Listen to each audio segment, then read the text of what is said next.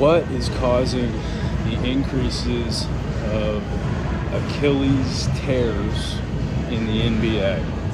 That's what we're talking about on today's Tread Talk, and not because this is turning into a sports talk and walk thing, although I'd enjoy that. It is because the NBA, and that is the National Basketball Association, for those of you in the IT service provider space,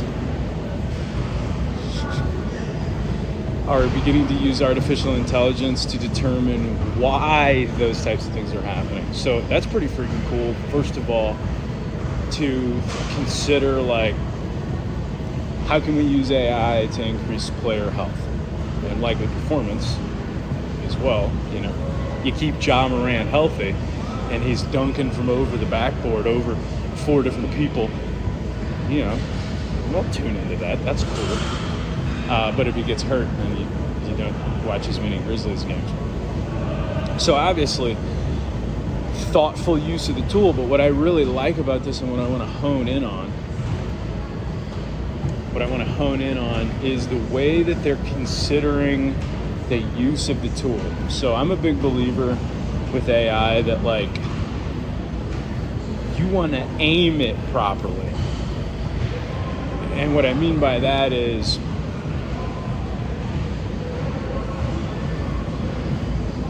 it's going to solve whatever problem you have. So if the problem is, well, why are these guys they're tearing their ACL? The answer to that question will be, well, it's in this circumstance, and or the body's like this, and if they have, then they get tears. But that doesn't give as much agency to a long-term solution as what they did, which is ask, why are we as a league having an increase in general, of these types of incidents? And what that gives them a look into is the root cause of the problem. So maybe if they just are looking at, well, when they stand in this position and they do this, and if they've at this level of hydration and then they move at this torque, it tears, so they should learn just to put their body in a better position.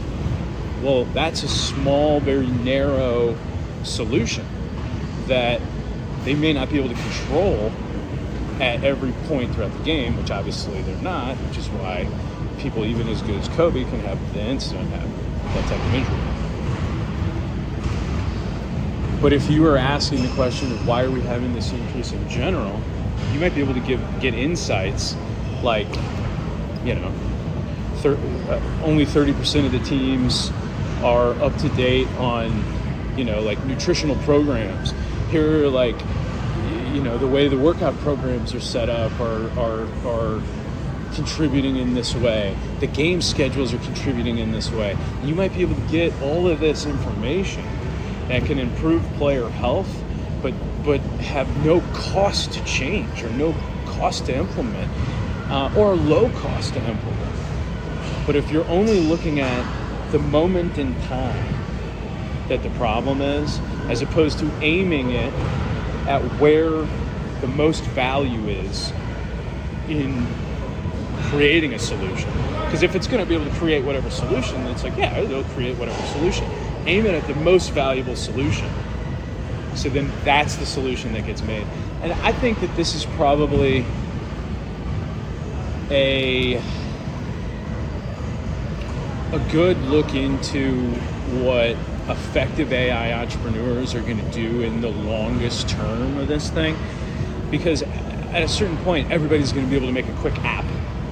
But it's going to be about who's creating the most value with their solutions. And those are going to be the things that get used the most and are differentiated and set the bar. And I think, again, everybody can make a small business right now with AI. But the small businesses that win, of those that are created, are going to be the ones that do the best job. And with AI, it's going to be, are you creating the most value? Are you pointing the solutions in the direction that are creating the most for everybody? Because that's what's going to be